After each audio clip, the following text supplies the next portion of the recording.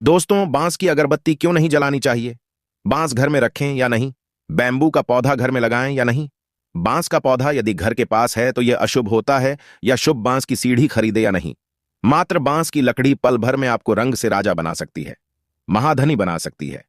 आज की इस वीडियो में जानेंगे बांस पेड़ का धार्मिक और आयुर्वेदिक महत्व। दोस्तों, इसके आयुर्वेदिक लाभ जानोगे तो यकीन मानिए कल से बांस की पूजा करना शुरू कर दोगे। मैं दावे के साथ कहती हूं, बांस के अनेकों प्रयोग हमने खुद किए हैं और लोगों को कराए हैं। यह किसी संजीवनी बूटी से कम नहीं है। आयुर्वेद ज्योतिष में बांस और बांसुरी का होता है बहुत महत्व। जाने इससे जुड़े अचूक उपाय। स्माइल फैमिलीज चैनल में बने रहें। हिंदू धर्म में तमाम शुभ कार्यों में प्रयोग में लाया जाने वाला बांस एक ऐसा पौधा है जो सबसे तेजी से बढ़ता है। यही कारण है कि बांस को प्रगति का प्रतीक मानते हुए मांगलिक अवसरों पर विशेष रूप से पूजा की परंपरा चली आ रही है।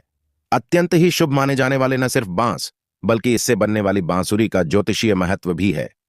दोस्तों, आइए जानते हैं कि आपके कानों में अपनी मीठी आवाज का रस घोलने वाली बांसुरी और प्रत्येक शुभ अवसरों पर पूजे जाने वाला बांस किस तरह से जीवन को मंगलमय बनाने में मददगार साबित हो सकता है। बांस एक ऐसा पेड़ है जो भारत के हर प्रांत में पाया जाता है।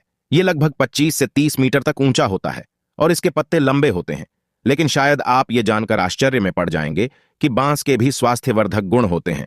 इसके अलावा बांस के गुण रोगों के उपचार के भी काम आते हैं। दोस्तों, बांस के कंपलों में प्रचुर मात्रा में calcium, protein, vitamin A, IB6, magnesium, copper जैसे पोषक तत्व होते हैं, जिसके कारण आयुर्वेद में बांस को कई बीमारियों के लिए उपचार के तौर पर प्रयोग में लाया जाता है। चलिए बिना समय नष्ट किए बांस के फायदे और उसके अनजाने गुणों के बारे में जानते हैं। बांस क्या है? शायद आपको पता नहीं कि बांस प्रायः गर्मी के मौसम में फूलता और फलता है। दोस्तों, वर्षा ऋतु में बादलों की तेज गर्जना से बांस के पर्वों में दरारें पड़ जाती हैं। मादा बांस पोला या मुलायम होता है तथा नर बांस ठोस होता है। बांस की कई जातियां ऐसी है जिनमें पुष्प उनके जीवन काल में एक ही बार आते हैं तथा फिर ये थोड़े ही समय के बाद पूरी तरह से नष्ट हो जाते हैं। कुछ जातियों में फूल प्रति 3 वर्ष में आता है तथा बहुत थोड़ी जाति के बांस ऐसे भी है जिनमें प्रतिवर्ष आते रहते हैं। ऊपर जिस बांस के बारे में बताया गया उसके मुख्य प्रजाति के अतिरिक्त एक और प्रजाति स्वर्णवंश, पीतवंश या पीला बांस पाए जाते हैं, जिसका प्रयोग चिकित्सा में किया जाता है।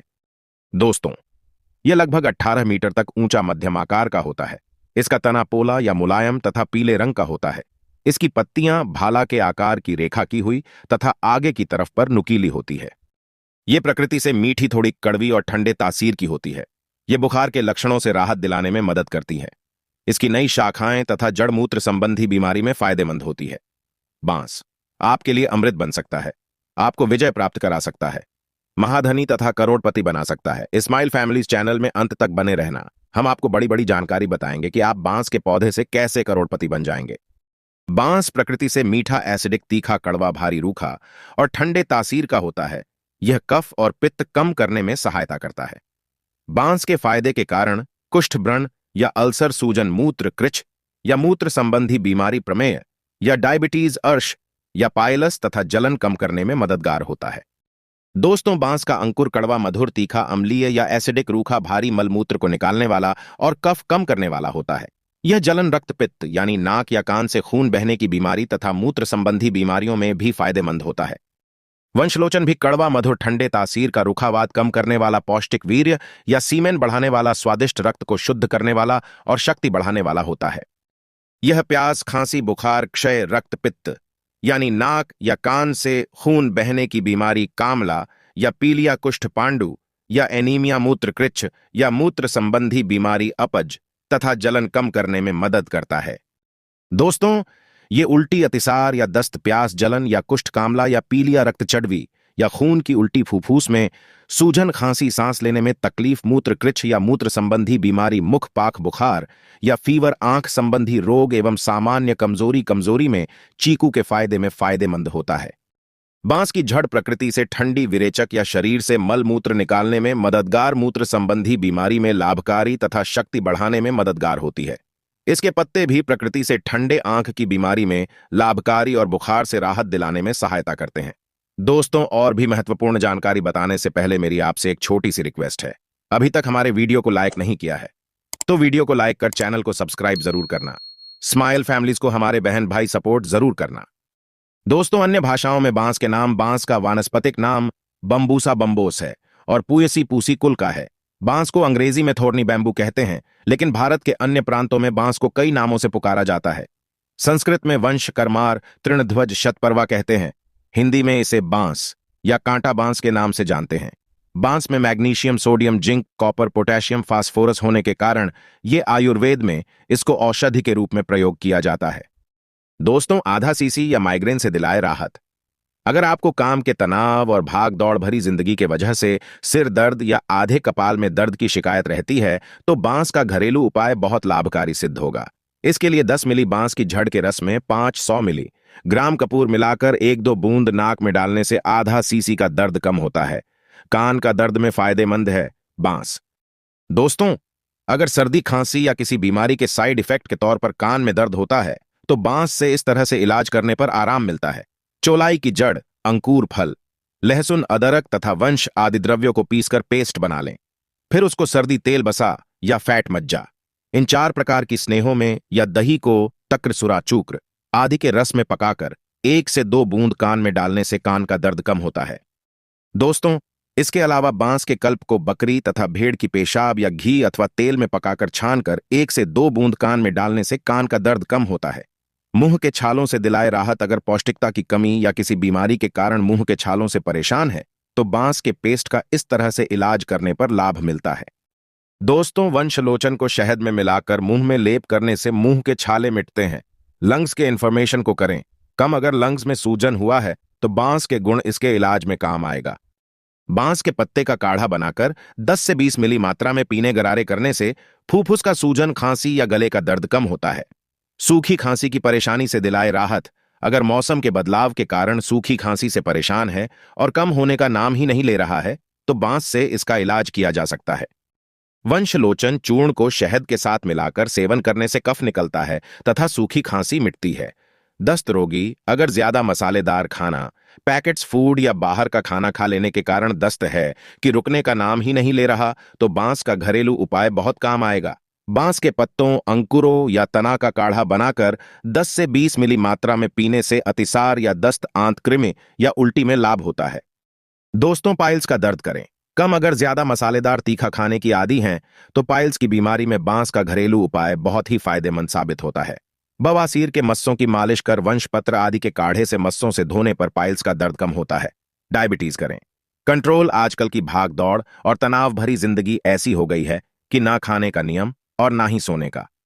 दोस्तों, फल ये होता है कि लोगों को मधुमेह या डायबिटीज के शिकार होते जा रहे हैं। वंशलोचन से बने खाद्य पदार्थों का सेवन डायबिटीज को कंट्रोल करने में मदद करता है। मूत्र संबंधी समस्या से दिलाए राहत। मूत्र संबंधी बीमारी में बहुत तरह की समस्याएं आती हैं, जैसे मूत्र करते वक्त दर्द या जलन होना, मूत्र रुक रुक कर आना, मूत्र कम होना आदि। बांस इस बीमारी में बहुत ही लाभकारी साबित होता है। दोस्तों, वंशा अंकुर तथा वंश की जड़ का काढ़ा बनाकर 10 से 20 मिली मात्रा में पीने से बिंदु मूत्र कृच्छ में लाभ होता है। इसके अलावा गोखरू, वंशलोचन तथा मिश्री से बने 2 या 4 ग्राम चूर्ण को कच्चे दूध के साथ खिलाने से मूत्र जलन की बीमारी से राहत मिलती है। दोस्तों, मासिक धर्म के समस्याओं में फायदेमंद है बांस। मासिक धर्म या पीरियड्स होने के दौरान बहुत तरह की समस्याओं का सामना करना पड़ता है, जैसे मासिक धर्म होने के दौरान दर्द होना, अनियमित मासिक धर्म चक्र, मासिक धर्म के दौरान रक्तस्राव या ब्लीडिंग कम होना या ज्यादा होना आदि। इन सब में बांस का घरेलू उपाय बहुत ही लाभकारी होता है। दोस्तों, 25 ग्राम वंशपत्र तथा 50 ग्राम सतपुष्पा सोआ को मिलाकर काढ़ा बनाकर इसमें गुड़ मिलाकर पीने से मासिक धर्म संबंधी कष्ट कम होता है।